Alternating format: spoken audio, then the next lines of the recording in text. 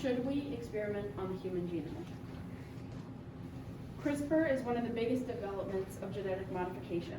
How this technology works is first the gene that they are changing is selected.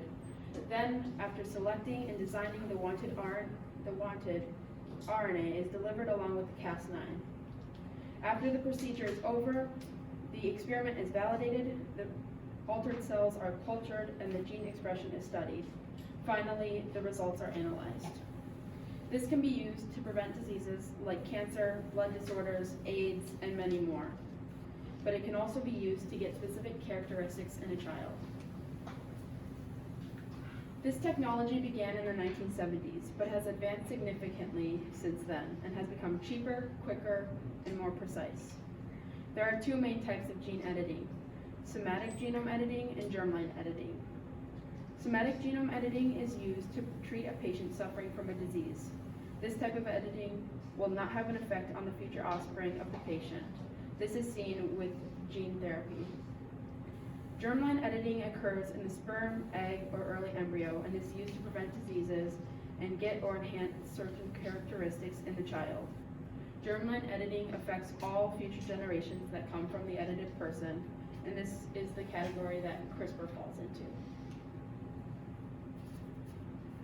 Like everything in life, there are positive and negative aspects to genome editing. Since there would be people who cannot get sick, there would be disease and sickness.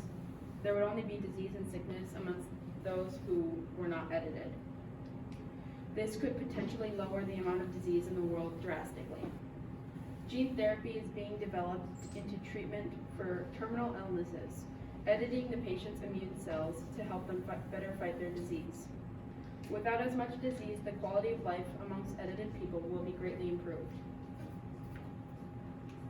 Although this idea of gene editing is seemingly perfect, there are many things to remember looking forward. There is much uncertainty surrounding how genetic modification will affect our society. A common concern of gene editing is how far is too far. CRISPR being used to prevent and eliminate diseases is something that will lead to much good. But how can we stop scientists from creating designer babies? Designer babies are children edited to have perfect features, such as increased intelligence, athletic ability, and height. The whole idea of gene editing goes against natural law. Disabilities and diseases are normal parts of life. With some people being edited to be perfect, there could be increased comparison amongst children based on what they were edited to do or to look like. With designer babies, there is also potential for lack of uniqueness. Some unique qualities will be made common or could be edited out completely. It is unknown how much these procedures will cost and who will be able to afford them. It is unknown whether or not insurance will cover gene editing, and even with coverage, we don't know if anyone but the elite will be able to afford it. This technology could lead to various forms of discrimination, including but not limited to classism and ableism. There could very easily be more discrimination against those who cannot afford genetic modification. Furthermore, there is potential for increased discrimination against the sick and disabled for being unedited and essentially flawed. It is for these reasons that we should not test on the human genome until we know and can manage its effects on society.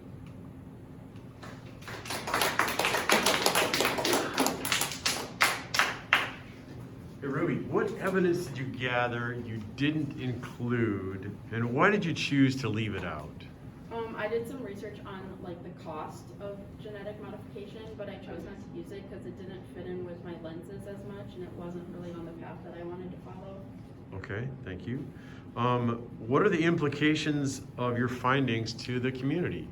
Well, this could potentially be a reality for us, especially younger people in the community, because we'll likely have a choice to use or not use this technology in the future. Okay, thank you.